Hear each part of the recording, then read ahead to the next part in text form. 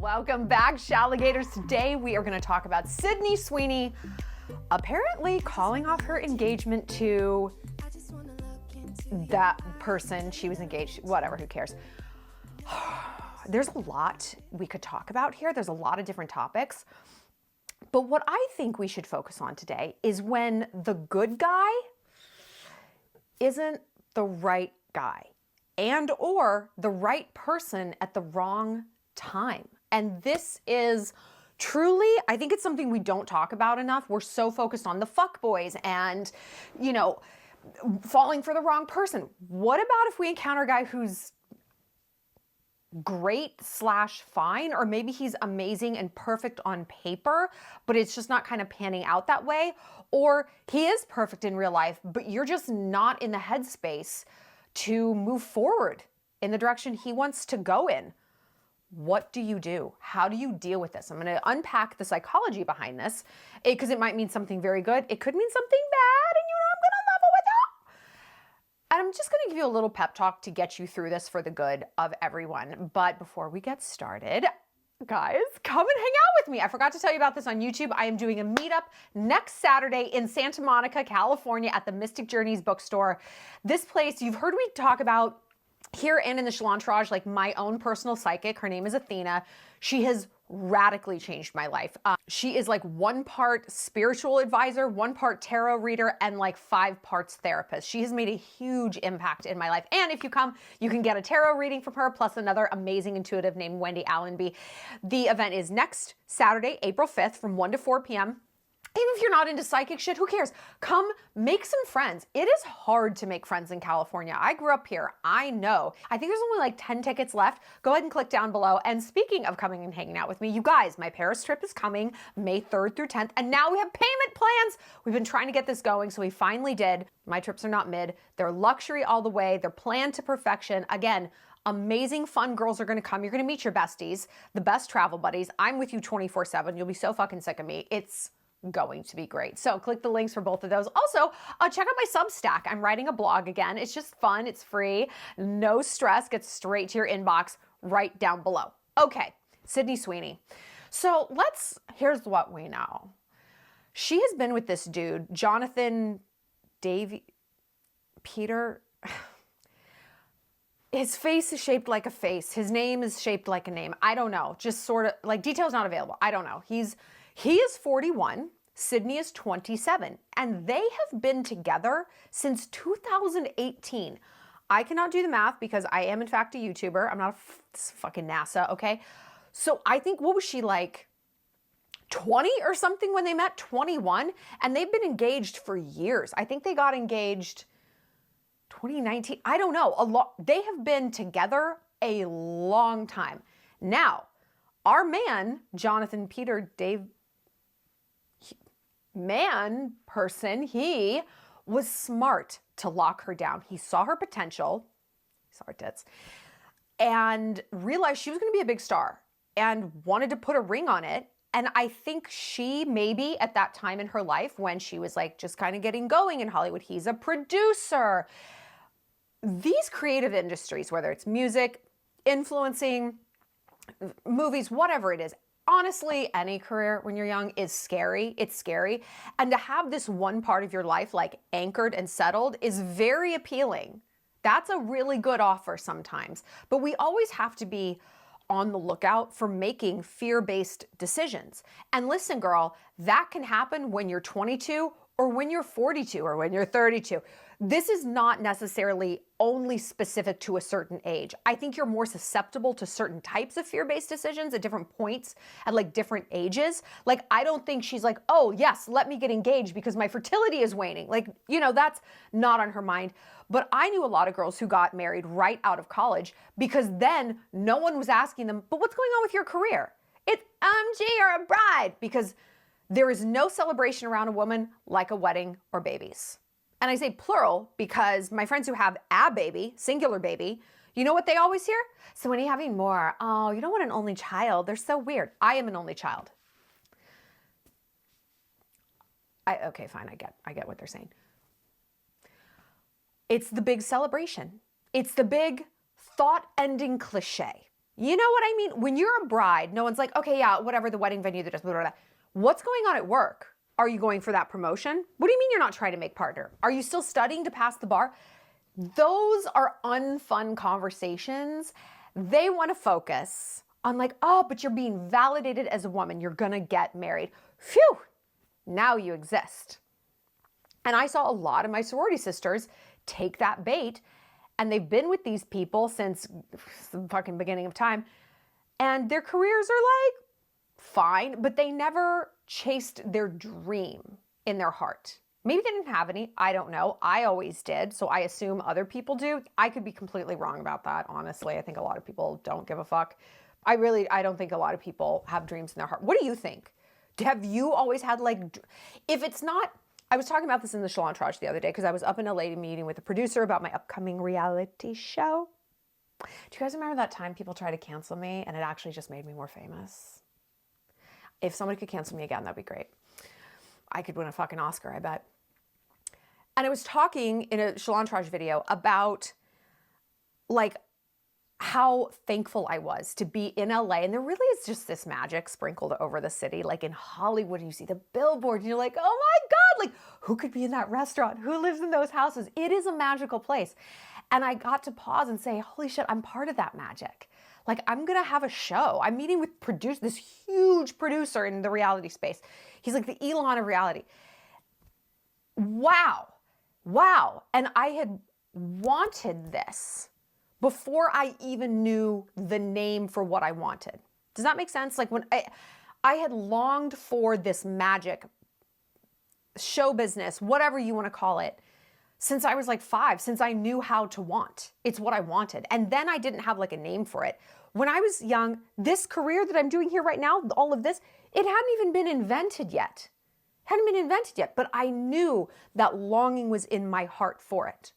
And so if you have this longing within, it doesn't even necessarily need a path, a direction, a name, a position, It just needs to be there. It is your life's work to figure out, okay, what is this longing pulling me towards? Maybe it's being a mom and being a trad wife, amazing. Maybe it's being a florist, maybe it's being a YouTuber, whatever. But you have to figure that out. And I wonder, does everyone have this longing? I don't know. Maybe. And maybe these sorority sisters of mine who got hitched right out of college, maybe their longing was to be a wife and a mom. Maybe it was. Mine has just obviously never skewed that way. It's always been career. But what I do know for certain is when you're a wife and a mom, people get off your fucking back about your career. They get off your back. And that, again, sweetens the pot. And so I wonder if Sydney, linking up with this guy when she was so young and kind of like adrift in the wilds of Hollywood, if that was a huge, like, plus. Like, I've got someone in my corner. He's older. He's a producer. Like, I'm not just a babe in the woods anymore. I'm not going to be like cannon fodder for the Harvey Weinstein, you know? But then as she's finding her footing and she's co-producing, she co-produced Anyone But You with John Dave Person, with that guy. She co-produced it. And as she's getting more and more roles and more brand sponsorships, is she looking at him and is like, thanks, Daddy, but I'm ready to fly the coop. I feel sorry for him if that is the case. And you know, I never feel sorry for men. But however, it's like, I think women witness this dynamic. Oh, you supported this man through med school, through law school, and then he has a near-death experience. His brother drops dead of a heart attack. He has some sort of awakening. He makes money. He suddenly has more options. And he looks at you, he's like, wow, thank you so much for helping get me here. But there's a 25-year-old with tits. Her name is Sydney Sweeney. So I will see you never. Goodbye. In some form or another, at some time or another, we will probably experience this dynamic. And it might be, I helped this man get sober.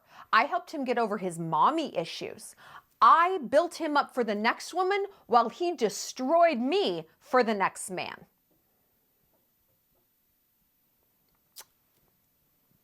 This is why I say we have to be extremely judicious about the people we help, because there is not always that prize of unending loyalty waiting at the end. There is very often, hey, there's that conversation. There's that conversation. And I'm not saying like Sydney owes this man, you know, go where you feel like you need to be, girl. I personally, here's what, if I could write any script for Sydney from here on out for like the next, I don't know, year or two of her life, it would be the script to a hoe novel. I want her to go on a hoe phase. I would love that for her. She was just so young since she's been with this guy. It's like her whole 20s. Like, girl, get out there. Use those tits. Like, go be an absolute menace. Please don't come for my man because I'm sure you could take him. Even though she's not like a great actress, I've always said she can do like the hard thing. She can like cry and emote. But if you're like, okay, Sydney, the line is, should we take my car? Should we take my car? Okay, Sydney, let's do it as though you know what a car is and you've seen one before. Let's try again. Should we take my car? Bless her heart. Bless her heart. I love her. I do. I love her, but yeah. Okay. Go be a hoe. I want this for her. I want this for all women who get out of like serious, heavy relationships. So what do we like know about their split? It's major issues. There's major issues.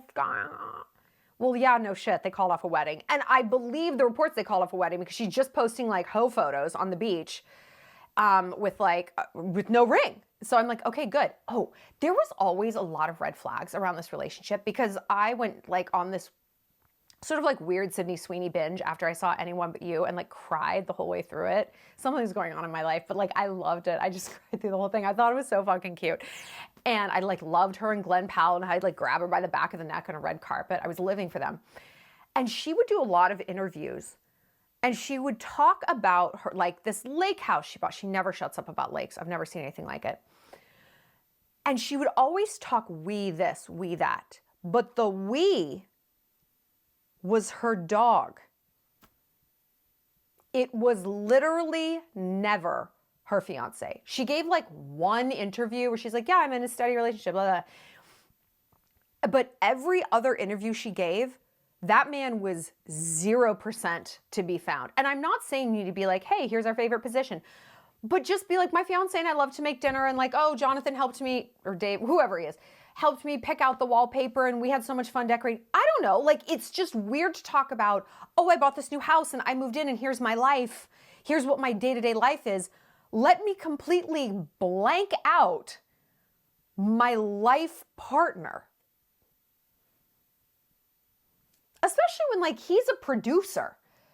Like, it's not like he's a shoe salesman and he just happened to be dating an actress. Like, he's in Hollywood. I feel like your right to privacy is kind of zero when you're in the industry to some degree. Like, again, I don't need to like see everyone's pap smear results around here, but I just think it's weird that the we was always me and Tank, Tank and I.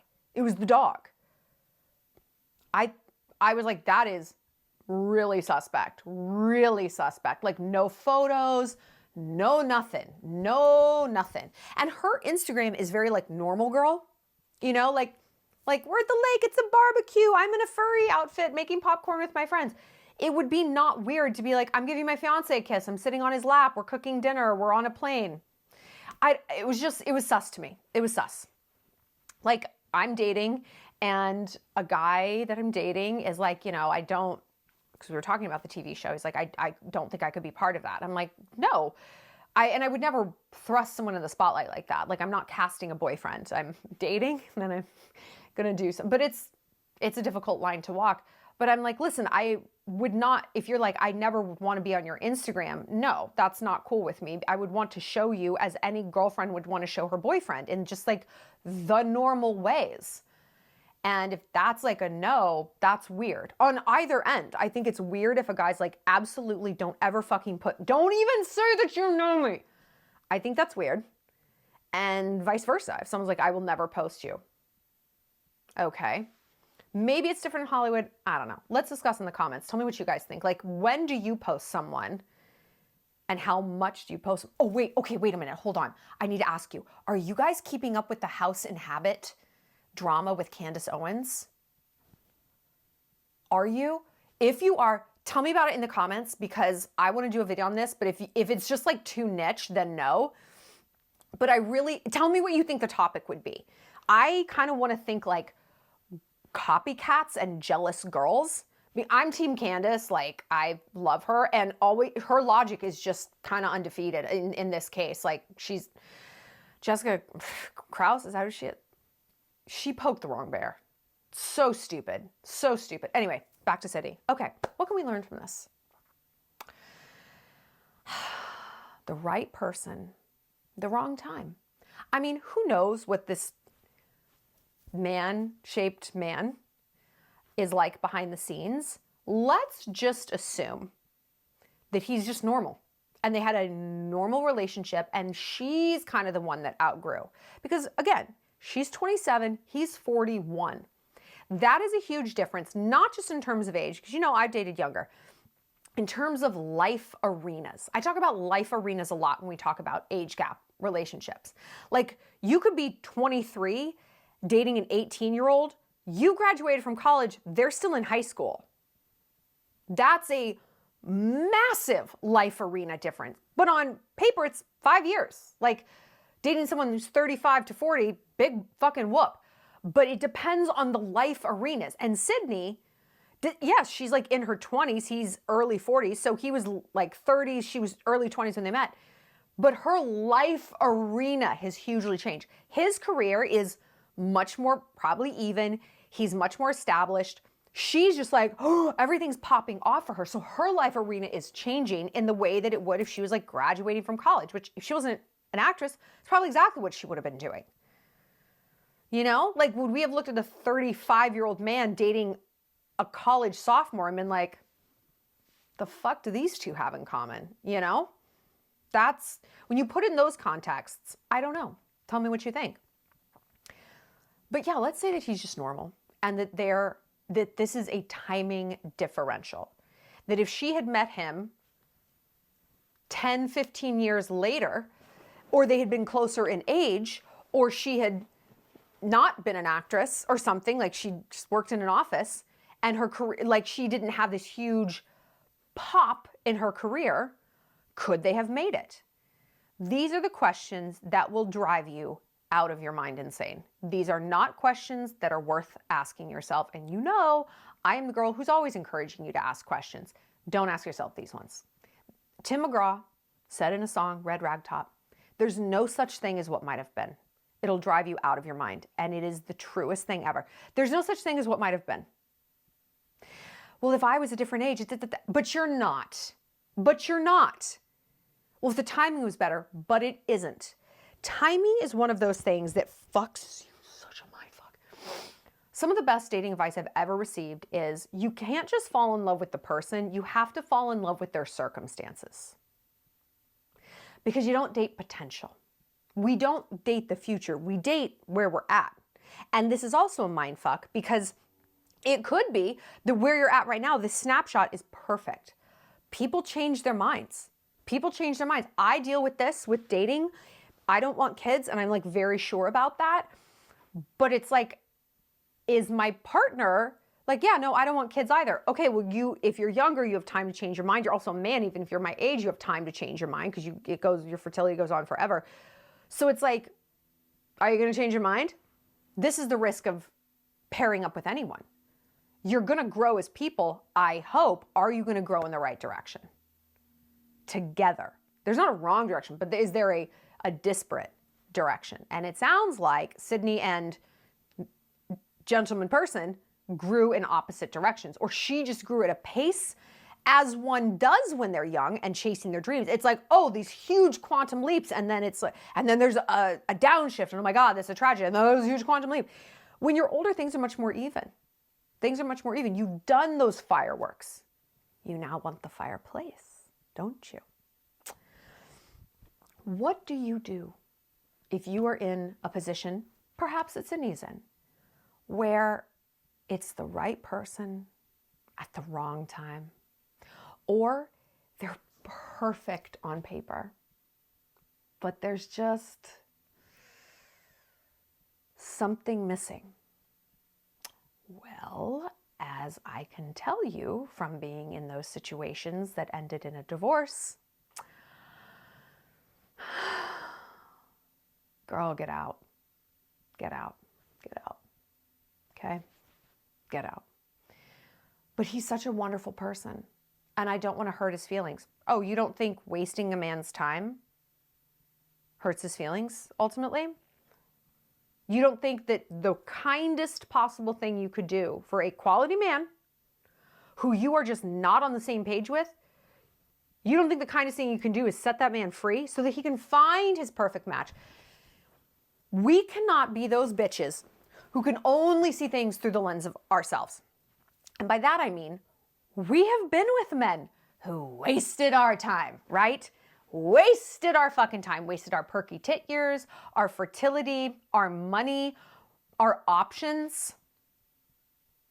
Even if it's something as simple as like, wow, I really wish I hadn't been with that rat-ass boyfriend when I was studying abroad and really just, I was home every night FaceTiming instead of going out in Munich with my friends.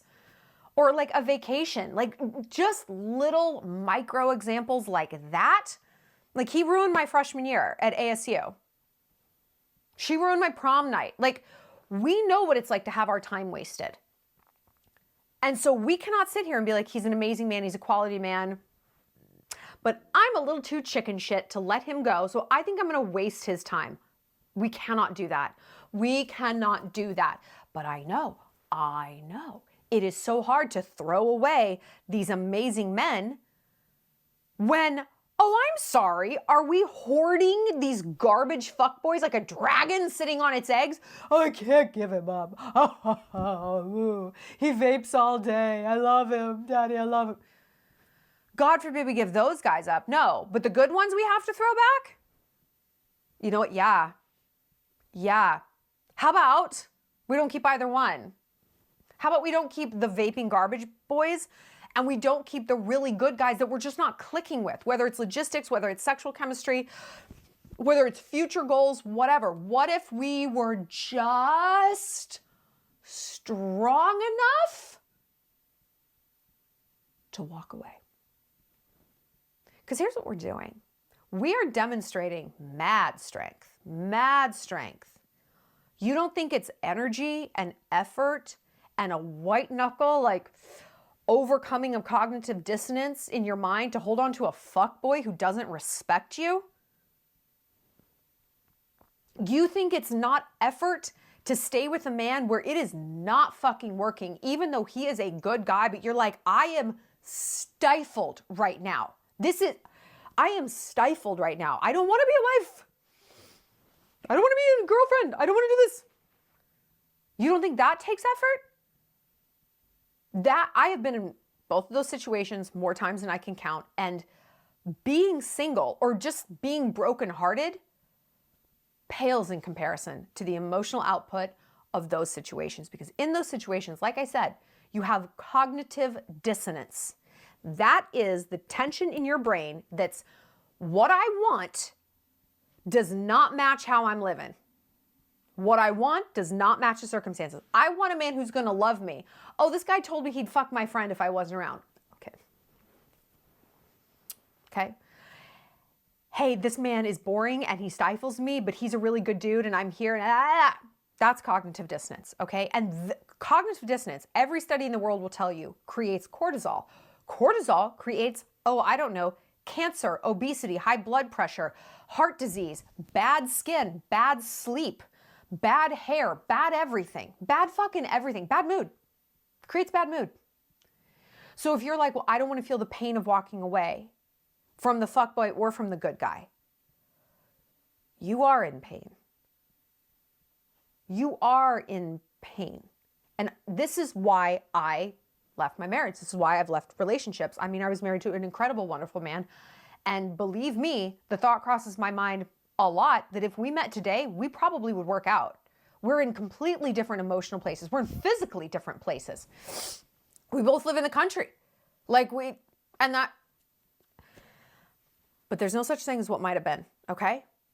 And when I was getting out of that marriage, it was so painful. I'm not going to pretend it wasn't, but it was pain in service of something, of a greater good, of letting him go and be happy, letting me go and be happy, of not destroying each other. Neither one of us deserved that. He's an incredible person. And so I had to like gut it out and feel that pain, because it's like, well, there's pain on either side. And that's what your fear brain is telling you. I'm going to be in pain no matter what. If I stay with this, you know, if I'm Sydney Sweeney, I've got these tits and I stay in this relationship, I'm going to be in pain. But if I leave, I'm going to be also in pain. But hold on. If I leave, there's suddenly all these question mark over my life. How are we going to divide up custody with the dog? Who am I going to call when I have a cold? Who's going to look out for me in contract negotiations? But if I stay, same pain, no risk.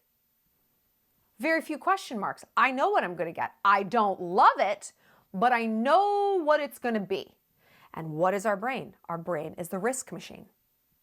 Hardwired to keep us alive by constantly assessing and minimizing risky situations.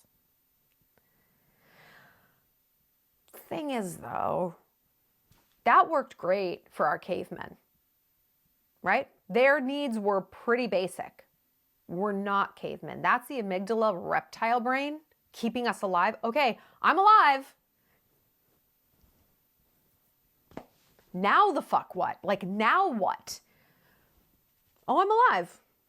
Can I not be alive and happy? So that's when we have to say, all right, if I leave this person, if I get divorced, if I walk away, if we break up, will I die? I mean, no. Your central nervous system at times might tell you that this pain will kill you. It won't. I mean, it won't, girl. It'll probably pass within usually 10 minutes. That's like what they say. You can ride these things out. You might be upset again, but you can ride these things out. My point is, this effort is you're already spending it, right? Being in a situation that is not serving you, you're already spending it. Are you spending it just blowing it away? And it's just looping back in on itself, renewing every day. I don't want to be here. I don't want to be here. This doesn't feel good. This doesn't feel good. I'm getting the ick. I hate this. He's good. I feel guilty. I shouldn't have the ick, but I do. I'm a terrible person. I prayed for a good man, and here I have one, and I don't want to touch him. I prayed for a good man and found one, but we have different ideas about kids. We don't want to live in the same city. We have completely different religions. We don't recreate the same way. That's going to start over again every single day until the situation changes. And it will not just start over, renew itself at midnight. The clock won't start over. It will get stronger and louder. Heartbreak gets weaker and quieter. I loved him. What am I doing? Nobody loves me. Well, like, the guy was looking at me, and it feels nice to be in my own place, and I get to spend more time with my family, and oh my God, now I don't have to feel guilty staying late to work because this project means a lot to me, and oh my God, I'm okay. I promise you. I fucking promise you. I've been on both sides of this. And here's the other difficult part. Even when you convince yourself, okay, this isn't good for me. Here comes everybody else and their opinions. Here comes everybody else. Here comes everybody else. To tell you what a mistake you're making, how greedy and selfish you're being. Oh, that's funny. I remember listening to you for 2 years talking about how you wanted a good man. You found one and you don't want to be with him. Yeah, no, okay, Kylie, that's fine. Don't fucking come talking to me next time you got a broken heart. You're going to hear that. You're going to hear that. And this applies to not just broken hearts and relationships. This applies to switching your major, quitting a job, leaving a city, cutting your hair, changing your style. Because people do be having opinions. They do be having opinions. And we talk a lot around here about what to do with the peanut gallery, with everyone and their bullshit opinions. This is the thing. Extremes are easy. It's easy to be like, I will listen and obey blindly to anyone who has an opinion about my life. Or fuck all of you people. I'm not going to listen to any of you. We need to inhabit the middle path where we can take in what people are saying, we can analyze it and say, you know what? I hear you. I did pray for a good man and he is an excellent man, but on X, Y, Z, we are actually not aligned. We don't have sexual chemistry, girl, okay? And I didn't come this far to only come this far. I didn't come this far to have a guy who loves me, but who I cannot stand having sex with. Or we are a ticking time bomb in terms of kids or finances or our careers or where we live. And I understand on the surface, people don't see that. I'm in the relationship, I can see it. It's very difficult to try to explain these things to people who usually they're coming from their own risk brain area, which is safe, safe, safe, safe, safe. They want to see you safe, and usually that's coupled up. You know, especially, again, like I said, for a woman where everyone is yay saying the bride, it's a jillion-dollar industry. You know, I mean, where's the party industry for getting your MBA? Where's the party for hitting a certain amount of subscribers or publishing a book or getting that corner office? You know, it's only one path that gets the huge ticker tape parades. And when you say, I got to get off this path, wow, like there's a huge patriarchy there's a huge amount of patriarchy behind that, fueling that rhetoric. And I don't mean, when I say patriarchy, I don't mean that men are saying this. Women are the ones who uphold the patriarchy. Men can build it, women maintain the building, right? We come in there and add some decor. I've said this a million times, like we're putting some paint on the walls. Yeah. So to buck that trend is very difficult.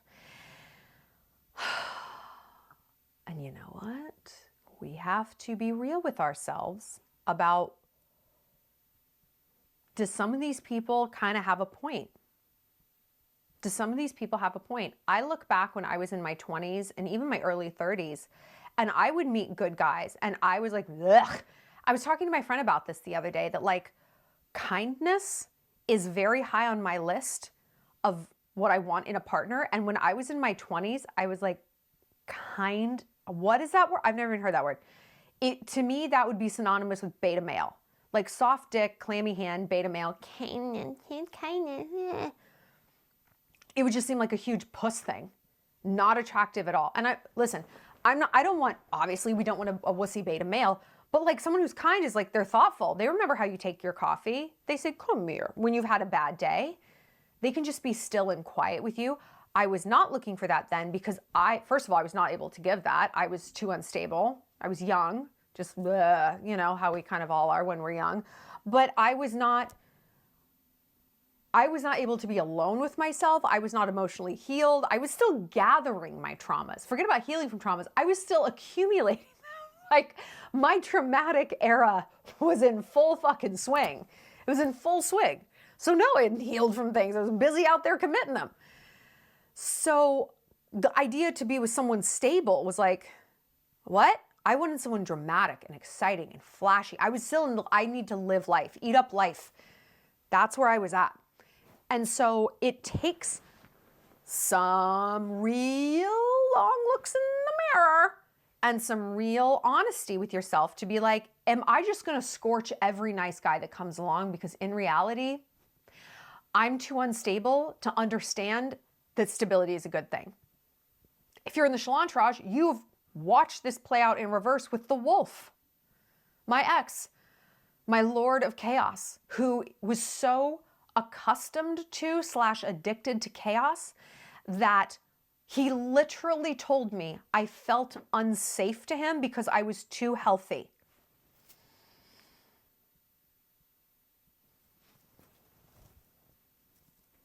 Man's 40 years old, by the way. I was unsafe. He was actually just cheating on me. But I also think both things could be true. He was cheating, but I think it was partly he was cheating because he was addicted to fucking chaos. He needed chaos. And if I wasn't bringing it, because he loved a crazy woman, and I'm like, I'm not crazy anymore. I'm sorry, I'm not 25, I'm stable. Then he would go out and find it. He would ensure that chaos was somewhere in his life because that's when he felt useful. That's the whole thing. Anyway. So if someone's like, you keep scorching these nice guys, listen to that and pull back and say, is that true? Like, what about these nice, stable guys is so intolerably boring to me? They might just be legitimately boring, but maybe they're not. Maybe they're simply not nuts.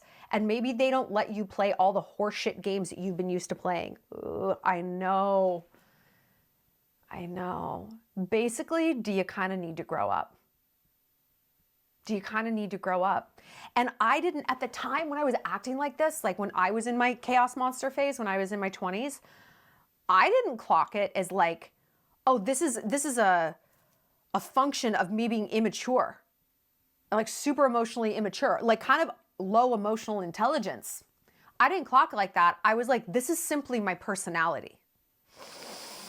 I like an exciting person. God forbid, I don't want to date the guy who works in HR.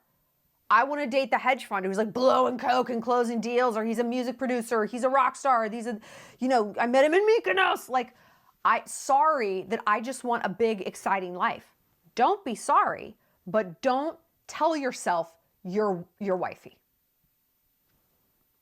Don't be sorry. This is where you're at. But pull back and ask yourself,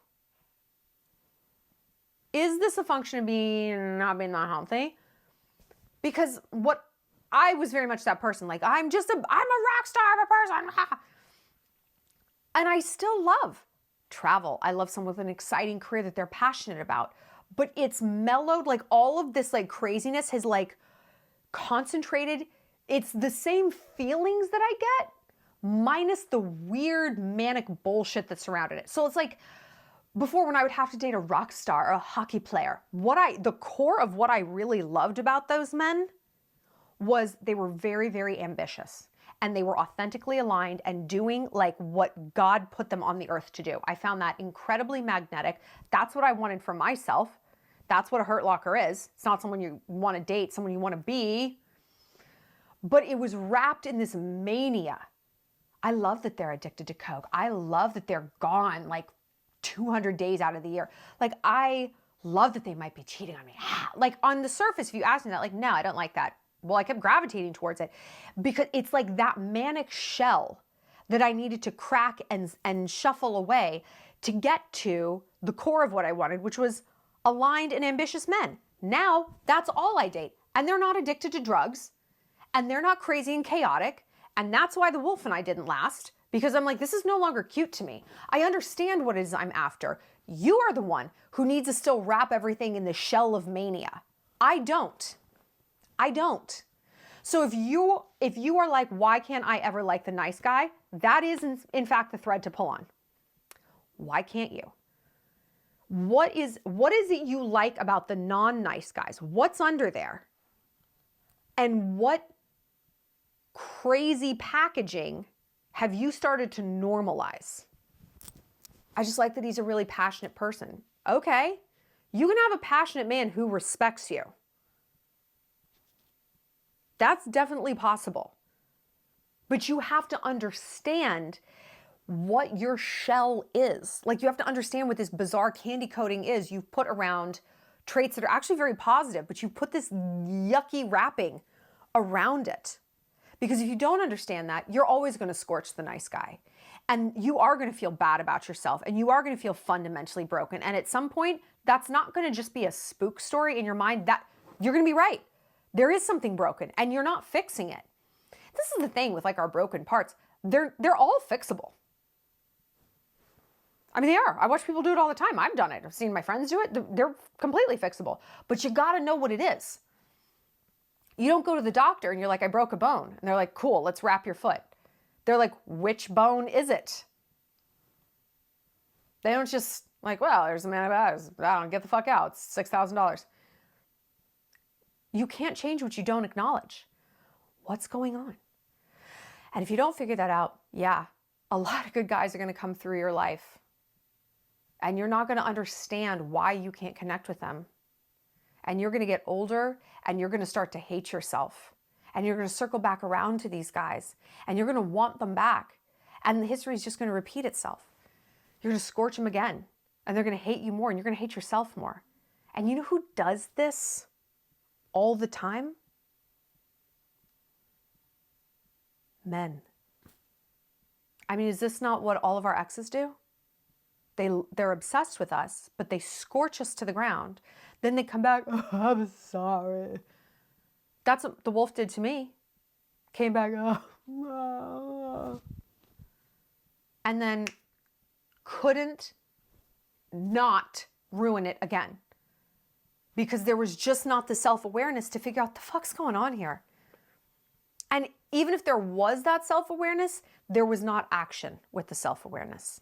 He straight up said, you have done an excellent job of fixing yourself. I have done a poor and chaotic job of fixing myself. Great. Glad you know it. Doesn't change anything. It's not just acknowledging it, it's fixing it. It is possible to fix it. If you want to know how, come to the Shallontrage, because this is like my journey. I do positive intelligence. It's this amazing sort of real-time meditation thing.